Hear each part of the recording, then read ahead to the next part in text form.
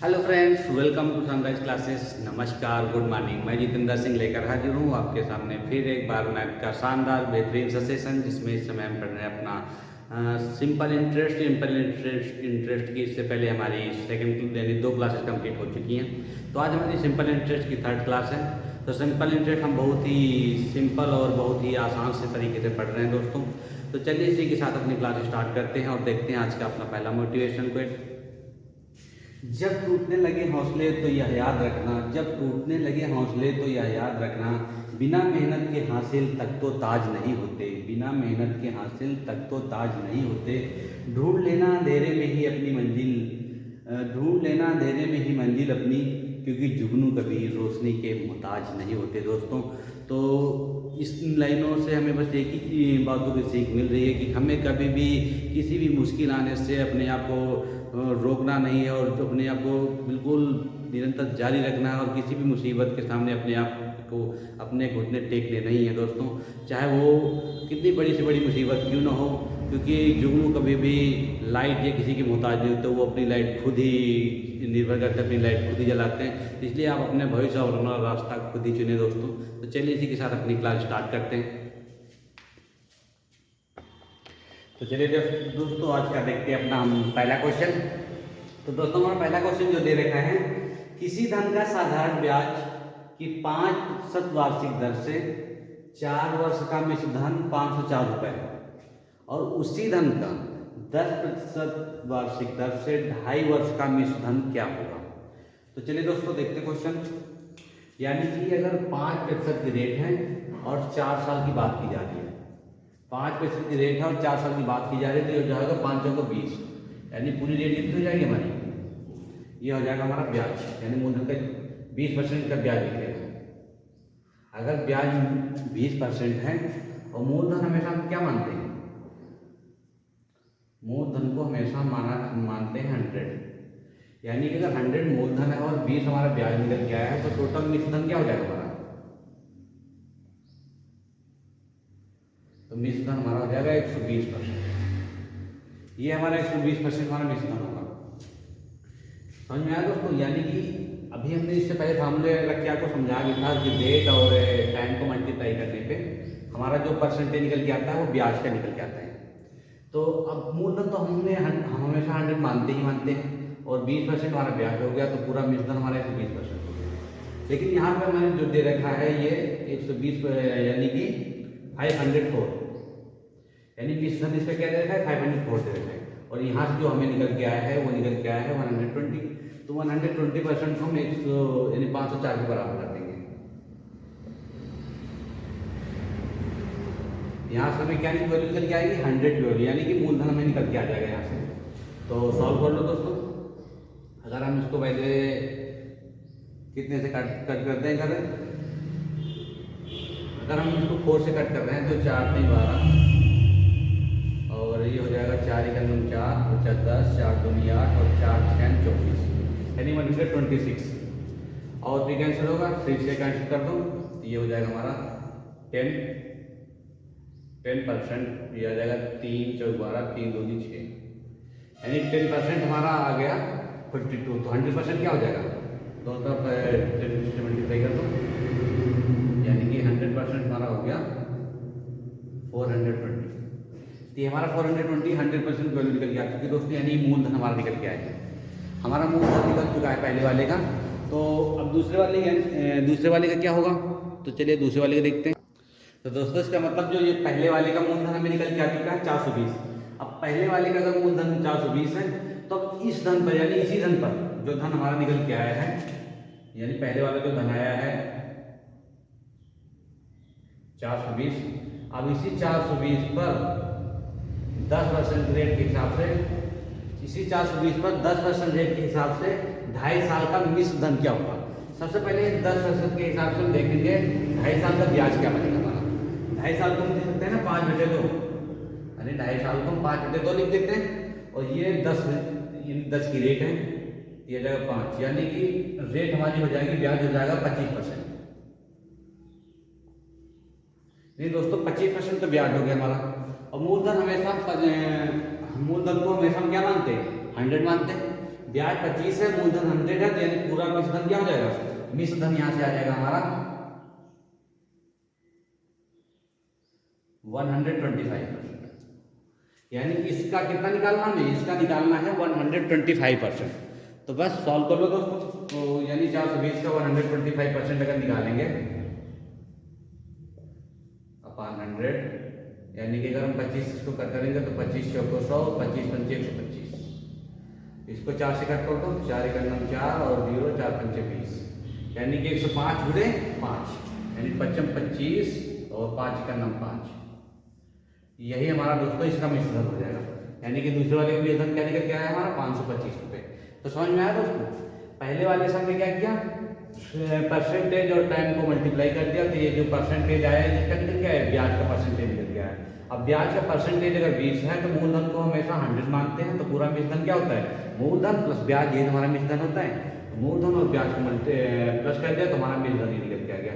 यानी कि मिश्र धन को हमने मिश्र धन के बराबर कर दिया, तो यहाँ से हमें 100 वैल्यू निकल के आ गई। 100 वैल्यू मतलब कि मूलधन, यानी पहले वाले का मूलधन में निकल के आ चुका है 420। अब इसी 420 का हमें 10% के हिसाब से 2.5 साल का मिश्र धन निकालना था। तो 10% का 2.5 साल में ब्याज हो जाएगा 25%। अगर ब्याज 25% है, मूलधन 100 है, तो 125% हमारा मिश्र धन हो जाएगा। तो पूरी राशि का 125% निकालेंगे तो 525 हमारा मिश्र धन आ जाएगा। तो समझ में आएगा दोस्तों। चलिए अगला क्वेश्चन देखते हैं। तो चलिए दोस्तों अगला क्वेश्चन है हमारा, साधारण ब्याज की वार्षिक दर पर 11.5% से 10% हो जाती है। यानी वार्षिक दर जो 11.5% से कितनी हो जा रही है, 10% हो जा रही है। तो एक व्यक्ति को एक वर्ष में 55.50 रुपए की हानि होती है। यानी कि क्वेश्चन कुल मिला के कहने का मतलब ये है कि कोई जो राशि है पहले 11.5% मिल रहा था उस पर, और अब 10% मिल रहा है, जिसकी वजह से 50.5% की क्या हो रही है, हानि हो रही है। तो चलिए देखते हैं दोस्तों। यानी कि अगर कोई राशि पहले थी हमारे पास 11.5% और अब कितनी हो जा रही है 10%, तो यहाँ से कितना हानि हुई है, यहाँ से हानि कितनी हो रही है हमारी, यानी कि 1.5%। यही हमारी हानि आ रही है, 1.5% की हानि। समझ में आ रहा है दोस्तों। तो 1.5% की हानि आ रही है। ये तो एक साल का है, लेकिन कितने साल की बात की जा रही है, 1 साल की बात की जा रही है, इसलिए 1 साल की बात की जा रही है। तो यही हमारी हानि होगी 1.5%। अब रेशियो में तो 1.5% की हानि आ रही है, लेकिन रियल में कितनी आ रही है, यानी 1.5% की जो परसेंटेज की हानि है उसको हम रियल नंबर वाली हानि के बराबर कर देंगे, यानी 55.50% को। इसको अगर हम कैंसिल आउट करेंगे, अगर 5 से कैंसिल करें तो कट जाएगा 15 से 45 और 15 हाँ कट जाएगा। यानी कि अगर 15 से कट करेंगे तो 15 का नाम 15, यानी कि 1/10 आ जाएगा। और इसको अगर 15 से करेंगे तो 15 से 45 और 15 से 45 बच्चा हमारे पास 10, और यानी 15 से करें 15 से 105, 15 से 105 यानी 3.7, यानी कि ये हमारा आया। तो यहाँ से अगर हम 100 की वैल्यू निकालेंगे, या फिर इसको थोड़ा ऐसे सॉल्व करें दोस्तों, यानी 1.5% अगर हम उधर ट्रांसफर करेंगे, 1.5% को अगर हम उधर साइड ट्रांसफर कर दें तो क्या निकल के आ जाएगा, यानी 100% अगर हमें वैल्यू निकालनी है तो 55.50/1.5 1.5 इंटू 100, ये जो करते हैं, जब ये वाली वैल्यू करते हैं तो अपान में कर देते हैं। तो सबसे पहले हम पॉइंट से पॉइंट को कैंसिल ही कर देंगे, हमारा पॉइंट से पॉइंट कैंसिल हो जाएगा, जिससे कि हमें कोई प्रॉब्लम न रहे। अब हम इसको अगर कट करेंगे तो ये हो जाएगा 15 से कट करेंगे तो 15 से 45 और 15 से 91, 15 से 105 और इंटू 100 है ही है, यानी कि 3700। यानी पूरा मूलधन हमारा क्या हो जाएगा 100%, जो 100% जो होता है वही हमारा मूलधन होता है। तो ये हमारा मूलधन निकल के आ जाएगा 3700। तो समझ में आया होगा दोस्तों आपको, यही हमारा मूलधन हो जाएगा। मूलधन से पूछा जा रहा है, ये हमारा आंसर हो जाएगा। तो बिल्कुल सिंपल सा था कि 1.5% की, तो यहाँ पे परसेंटेज में हानि हुई है, लेकिन रियल में जो हानि दे रखी थी वो 55.5, तो परसेंटेज की हानि को रियल की हानि से बराबर कर दिया हमने और 100% की वैल्यू निकाल ली। तो समझ में आएगा दोस्तों। चलिए अगर वीडियो अगर हमारे वीडियो आपको पसंद आ रहे हैं तो ज़्यादा से ज़्यादा लाइक शेयर और चैनल को सब्सक्राइब कीजिएगा दोस्तों। चलिए अगला क्वेश्चन देखते हैं अपना। तो चलिए दोस्तों अगला क्वेश्चन देखते हैं। साधारण ब्याज की एक निश्चित दर से कोई धन 20 वर्ष में दुगना हो जाता है, तो इस धन को तिगुना होने में कितना समय लगेगा। यानी अभी तक तो दोस्तों हमें एक फार्मूला जो हम इससे पहले निकालते थे, जो हमें दे रखा होता था R = n-1/t/100। यानी यहाँ पे हमें दर दे रखी होती थी और n गुना दे रखा होता था, समय दे रखा होता था। यहाँ पे हमें क्या क्या दे रखा है, यहाँ 20 वर्ष, दुगुना और तिगुना और कितने वर्षों में। यानी कि यहाँ पे हमें दो बार समय और 2 बार गुना दिए रखा है, दर नहीं दे रखी है। तो हमें इसके लिए हमारा फार्मूला हो जाएगा, इसके लिए जो हमारा फार्मूला होगा दोस्तों वो हो जाएगा n1 यानी कि n1 - 1/n2 - 1 बराबर t1/t2। ये होता है हमारा फार्मूला दोस्तों। यानी कि n जो होता है हमारा वो गुना हो जाता है। तो यानी कि पहला दोगुना यानी 2 - 1 में कितना हो जा रहा है, 20 वर्ष हो जा रहा है। और तिगुना यानी 3 - 1 में कितने गुना यानी कितना समय लगेगा हमें पता नहीं है, निकाल लेंगे हम। तो सॉल्व कर लो दोस्तों। 2 में 1 गया तो 1/2 = 20/x। अगर क्रॉस मल्टीप्लाई करेंगे तो ऐसे करने में x हो जाएगा और ये हो जाएगा 20×2 = 40। तो यही हमारा आंसर हो जाएगा दोस्तों। तो समझ में आया होगा आपको, बिल्कुल सिंपल सा था, बस नॉर्मल हमने इसमें फार्मूला रखा n1 - 1/n2 - 1 = t1/t2। तो चलिए दोस्तों अगला क्वेश्चन देखते हैं। तो दोस्तों इससे रिलेटेड एक फार्मूला और है, आप जैसे मान लीजिए कभी यहाँ पे तो केवल n1 और n2 दे रखा है और t1 t2 दे रखा है, और इसी के साथ आपको रेट भी दे दे। यानी कि क्वेश्चन ये हमारे जैसे कहते हैं कि कोई धनराशि 20 वर्षों में 5% की रेट से दुगनी हो जाती है, यानी रेट भी दे दे, समय भी दे दे और यन भी दे यानी गुना भी दे दे, तब हमारा फार्मूला होता है n1 - 1/n2 - 1 = r1t1/r2t2। तो ये होता है हमारा फार्मूला दोस्तों। तो ये फार्मूला आप नोट कर लो। यानी कि इसी फार्मूले पे हमारा ये वाला फार्मूला लगा हुआ है। यानी कि अगर R दिया होगा तो R भी हम इसके साइड में पुट कर देंगे, R नहीं दिया होगा तो केवल टाइम को पुट कर देंगे। यानी अगर T समय नहीं दिया होगा, केवल R दिया होगा तो यहाँ पे R पुट कर देंगे। तो समझ में आएगा दोस्तों। चलिए अगला क्वेश्चन देखते हैं। तो चलिए दोस्तों अगला क्वेश्चन देखते हैं। 2500 रुपए का 5% वार्षिक दर से 219 दिन का साधारण ब्याज क्या होगा। यहाँ पे 219 दिन आपको दे रखा है, तो फार्मूला हमारा वही सेम लगेगा। यानी कि ब्याज साधारण ब्याज बराबर मूलधन यानी 2500 गुणा दर यानी 5, समय हमें दे रखा है 219 दिन, अपान 100 हम करते ही हैं, अपान 100 कर देंगे। अब यहाँ पे बात 219 दिन की जाती है। जब महीनों की बात की जाती है तो हमें साल बनाने के लिए 12 से डिवाइड करते हैं। यहाँ दिन की बात की जा रही है तो हम साल बनाने के लिए 365 से डिवाइड करेंगे। तो यहाँ पे 365 को डिवाइड किया जाएगा दोस्तों। समझ में आया आपको। यानी कि अगर महीने की बात की जाएगी तो महीने के लिए तो हम अपान 12 से डिवाइड करते हैं, जब दिन की बात की जाएगी तो हम 365 से डिवाइड कर देंगे। तो सॉल्व कर लो इसको। अगर हम इसको सॉल्व करेंगे तो हमारा जो 0 से 0 कैंसिल हुआ और 219 को 365 से अगर हम कट करेंगे तो ये हमारा किससे कट होगा, ये हमारे हमेशा आपको वही संख्या दी जाएगी जो सिंपली आसानी से कट सके। तो हमेशा दिन वाली जो संख्या होती है वो 73 से कटेगी आपको। यानी कि जो दी हुई संख्या रहती है वो लगभग आपको हमेशा 73 से ही कटेगी। यानी अगर इसको हम 73 से कट करेंगे तो ये हो जाएगा 7 में 21, यानी कि लगभग 3 टाइम्स। ये तो जा रहा है 3 टाइम्स और यानी 73 3 × 5 = 15 यानी 5 टाइम्स। 73 से अगर कट करेंगे तो ये 3 टाइम्स चला जाएगा और ये 5 टाइम्स चला जाएगा। आपको हमेशा वही वैल्यू दी जाएगी जो आसानी से कर सके।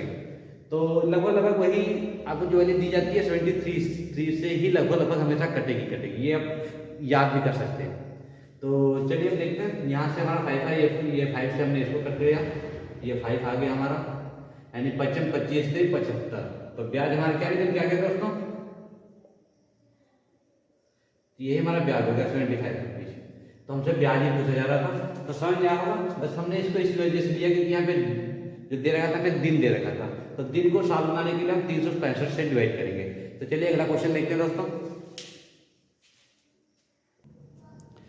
तो चलिए दोस्तों अगला क्वेश्चन है हमारा, एक व्यक्ति क्रमशः 6 वर्ष 10 वर्ष तथा 12 वर्ष के लिए साधारण ब्याज की क्रमशः 10%, 12% तथा 15% वार्षिक दर पर धन लगाता है। यदि 3 वर्ष के बाद प्रत्येक स्कीम से बराबर ब्याज मिलता है तो मूलधन क्या होगा। यानी कि क्वेश्चन मारा कह रहा है कि एक व्यक्ति जो 6 वर्ष और 10 वर्ष और 12 वर्ष के लिए साधारण ब्याज की क्रमशः 10%, 12%, 15% वार्षिक दर से धन लगाता है और 3 वर्ष के बाद उसको प्रत्येक स्थिति में क्या मिलता है, बराबर मूलधन मिलता है। यानी उसको जो बराबर यानी बराबर क्या मिलता है, ब्याज उसको बराबर मिलता है। तो चलिए दोस्तों सबसे पहले यानी कि 6% रेट है 6 वर्ष के लिए और 10 वर्ष के लिए और 12 वर्ष के लिए, ये तो हमारा टाइम दे रहे हैं।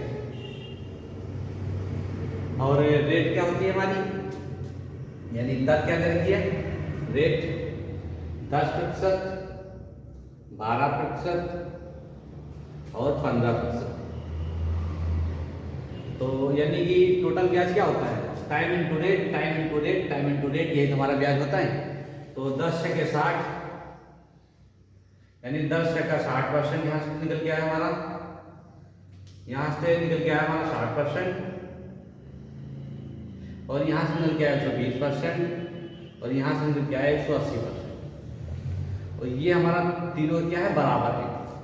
क्वेश्चन हमसे क्या कर रहा है कि तीनों का जो ये रेट दे रखी है बराबर दे रखी है और हमसे पूछ क्या रहा है, मूलधन पूछ रहा है। यानी जो निकल के आया ये ब्याज हमारा तीनों का बराबर है तो हम तीनों को बराबर कर दिया और यहाँ से हमें मूलधन निकालना है। तो मूलधन के लिए सबसे पहले हम इनको क्या कर लेंगे, रेशो बना लेते हैं, रेशो में कन्वर्ट कर ले रहे हैं। अगर हम इसको 0 0 0 तीनों को कैंसिल कर दें और 6 12 और 18, तो 6 से कैंसिल करेंगे तो ये हो जाएगा हमारा 1 2 और 3। अगर 6 से हम कैंसिल कर देंगे तो ये तो आएगा हमारा, यानी अगर तीनों को रेशियो में बनाए तो ये हमारा निकल के आया 1 2 और 3। अगर हम इन तीनों का एलसीएम ले लें, एलसीएम मतलब टोटल संख्या होती है हमारी एलसीएम, यानी जब भी हमें कोई संख्याओं का रेशियो निकालना होता है सबसे पहले हम तीनों संख्याओं का एलसीएम लेते हैं। यानी 1 2 3 का एलसीएम लेंगे तो ये हो जाएगा हमारा 6। तो अगर हम अब इस 6 को अगर 1 से डिवाइड करेंगे तो ये आ जाएगा 6, अनुपात अगर 2 से डिवाइड करेंगे तो ये आ जाएगा 3, अनुपात अगर 3 को 3 से डिवाइड करेंगे तो ये आ जाएगा 2। ये तीनों का हमारा क्या निकल के आ गया, रेशियो निकल के आ गया। ये जो रेशियो निकल गया है किसका, मूलधन का निकल गया है। तो समझ में आएगा दोस्तों आपको, यानी ये हमारे रेट का था, रेट के रेशियो को हमने अपोजिट कर दिया तो ये हमारा यहाँ से जो निकल के आया मूलधन का रेशियो निकल के आ चुका है। तो चलिए दोस्तों समझ में आया होगा, बिल्कुल सिंपल सा था। रेट का रेशियो यानी टाइम का रेशियो, रेट का रेशियो दोनों को मल्टीप्लाई किया, ये आ गया हमारा ब्याज का रेशियो, यानी यहाँ से हमें ब्याज का रेशियो, यानी कि टाइम इंटू रेट को मल्टीप्लाई करते हैं ब्याज ही तो आता है, और ब्याज को हमने इनवर्स रेशियो निकाला तो आ गया हमारा मूलधन का रेशियो। तो चलिए दोस्तों समझ में आया होगा आपको। अगला क्वेश्चन देखते हैं। तो चलिए दोस्तों देखते हैं अगला क्वेश्चन। अगला क्वेश्चन हमारा एक थोड़ा नेक्स्ट कंसेप्ट पे है, यानी कि अगर एग्जामिनर को थोड़ा सिंपल इंटरेस्ट से थोड़ा हार्ड क्वेश्चन बनाना होता है तो वो थोड़ा किस्त वाली, यानी कि किस्तों में कोई राशि चुकानी हो, इस टाइप के क्वेश्चन दे देता है। यानी कि 3 वर्ष बाद 1092 रुपये वार्षिक किस्त में चुकाना है, यदि साधारण ब्याज की दर 12% दे रही है और तो प्रत्येक किस्त का मान क्या होगा, यानी कि प्रत्येक किस्त का मान निकालना है, प्रत्येक किस्त कितने की होगी। तो चलिए दोस्तों सबसे पहले देखते हैं, यानी कि अगर माने कोई किस्त अगर हमें दे रखी है, माना कोई किस्त अगर हमें पता नहीं हम एक्स मान ले रहे हैं, सबसे पहले किस्त को अगर हमने एक्स मान लिया और जो किस्त दी जाएगी अगर 3 साल में किस्त चुकाई जा रही है तो किस्त कितने सालों तक लगेगी। जैसे हमने कोई धनराशि किसी को चुकानी है तो पहले साल किस्त देंगे, दूसरे साल किस्त देंगे, यानी कि कुल मिला के 3 साल में अगर चुकाना है तो हमें 2 बार तो किस्त उसके साथ ब्याज लगेगा, और जो लास्ट वाली किस्त होगी वो केवल सिंपल किस्त ही दे दी जाएगी जो कि चुकानी है, उसके साथ ब्याज हमारा नहीं लगेगा। तो चलिए देखते हैं। यानी कि अगर 3 साल में कोई राशि चुकानी है और कितनी दर है 12% दर दे रखी है, तो पहले साल के लिए यानी कि दूसरे साल के लिए किस्त प्लस पहले साल के लिए और फिर लास्ट में जो किस्त दे रखी है, यानी कि तुम लगे जो ये पहले साल की, दूसरे साल की और तीसरे साल की किस्त। तो पहले साल यानी कि पहले साल में तो जो हमारी पहले साल की किस्त होगी, तो पहले साल की किस्त क्या होगी, यानी कि पहले जो लास्ट वाली किस्त होगी, जैसे लास्ट वाली किस्त अगर हमारी ये है तो इस पर तुम्हारा कोई भी ब्याज नहीं लगेगा, और ये जो किस्त है इस पे हमारा ब्याज लगेगा, इस पे भी ब्याज लगेगा। यानी अगर इस पे 12% के हिसाब से 2 साल का ब्याज लगेगा तो क्या हो जाएगा, 12 दूना 24, 2 साल के लिए 24%। ये 24% तो हमारा क्या हुआ, ब्याज 24% ब्याज हुआ हमारा। और जो हमारा जो मूलधन है, यानी मूलधन को हमेशा हम 100 मानते हैं, तो हम किसी को अगर राशि चुकाएंगे तो सिर्फ ब्याज तो चुका नहीं देंगे, उसके साथ राशि भी तो देंगे। तो ब्याज तो 24% है और 100 तो हमारा मूलधन जो दे रखा होता है। यानी एक तो ये एक किस्त ये बनेगी हमारी, दूसरी किस्त हमारी बन जाएगी 100 हमारा मूलधन है प्लस अब यहाँ पे 1 साल के लिए 12% के हिसाब से दिया जा रहा है, तो 12%। एक दूसरे साल की किस्त है, 1 साल की किस्त है, और लास्ट साल में केवल किस्त की किस्त दी जाएगी, यानी जितनी किस्त है हमारी वही दे दी जाएगी, उस पर ब्याज नहीं लगेगा दोस्तों। तो अब यही अगर तीनों किस्तें हम मिला के चुकाएंगे, जो कि कितने बराबर दे रखी है, 1092 के बराबर, 1092 के बराबर दे रखी है। यानी कि हमें तीसरे साल पे किस्त और दूसरे साल पे और पहले साल पे हमें कोई भी उसका जो ब्याज होगा वो ब्याज नहीं पड़ेगा। तो सिंपल है, बिल्कुल सॉल्व कर लो। तो यहां से आ जाएगा आपको 124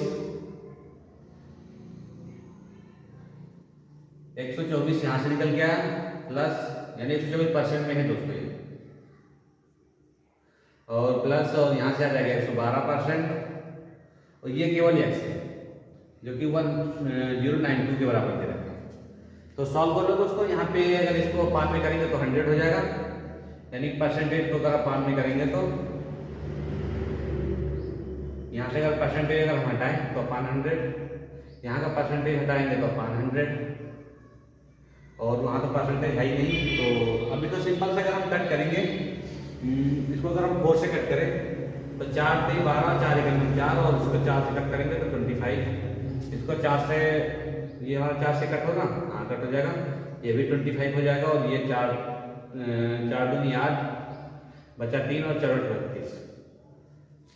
तो दोस्तों सिंपल सॉल्व करो, यानी 31/25 प्लस 28/25 और प्लस x। यहाँ पे भी हम x मानेंगे साथ में, क्योंकि किस्त भी तो चुकानी है, तो ये x भी होगा। तो यानी कि ये और ये हो जाएगा हमारा केवल x। अब 25 इसके साथ है, इसके साथ नहीं है, तो यहाँ पे सबसे पहले हम को बराबर करेंगे, यानी यहाँ पे भी हम 25 नीचे लाएंगे तो ऊपर भी 25 से मल्टीप्लाई करेंगे, इक्वल टू 1092 के बराबर हो जाएगा हमारा। अब बस सिंपली सॉल्व कर लो। तो दोस्तों नीचे शायद आपको इसके नीचे विजुअल नहीं होगा, तो थोड़ा 60 में यहाँ पे लिखे दे रहे हैं, यानी कि अगर हम तीनों को, अब नीचे का तीनों का एलसीएम बराबर है, हर बराबर है, हम ऊपर वाली संख्या को जोड़ सकते हैं, तो जो कोई दिक्कत आपको शायद नहीं होगी। 5 8 5 13 और 13 है 14 के 4, 14 के 4 आया दोस्तों। तो दोस्तों लाइट, तो चलिए दोस्तों यहाँ पे अगर 9 8 5 13 13 14 4 हासिल आए, और 2 1 3 3 2 5 और 5 3 8, यहाँ से 84 आ गया हमारा, 84x आ रहा है, इक्वल टू पे करेंगे, अगर इक्वल टू के बराबर करेंगे हम इसको, तो 1092 इंटू ये जो 25 है अपान में है, तो ये उधर जाएगा तो क्रॉस मल्टीप्लाई में चला जाएगा, यानी 25। अगर हम इसको कट करना चाहें तो कट कर लें, यानी कि ये 14 से लगभग कट जाएगा, 14 84, इसको 14 से लगेगा 14 7 98, 14 7 98, यानी कि 2 इधर और 1 उधर, हाँ 14 से कट जाएगा, 14 से 84, यानी 6x यहाँ से आया, और 14 7 98, बच्चा हमारे पास 11 और 14 28 इंटू 25। अब 6 से फिर कैंसिल आउट कर दो, यानी 6 1 जा 6 और 6 3 जा 25। इसको मल्टीप्लाई आप कर लोगे तो ये हमारी यहाँ से एक किस्त निकल के आ जाएगी। तो यही हमारा आंसर हो जाएगा दोस्तों। इसको आप मल्टीप्लाई कर लेना, तो समझ में आया होगा। तो चलिए दोस्तों, इसी के साथ अपनी क्लास एंड कर रहे हैं। उम्मीद है कि आपको वीडियो पसंद आया होगा, और अगर हमारे क्वेश्चन आपको पसंद आ रहे हैं तो ज़्यादा से ज़्यादा वीडियो को लाइक शेयर और सब्सक्राइब कीजिएगा चैनल को। तो ठीक है दोस्तों, बाय बाय। इसी के साथ हम विराम ले रहे हैं।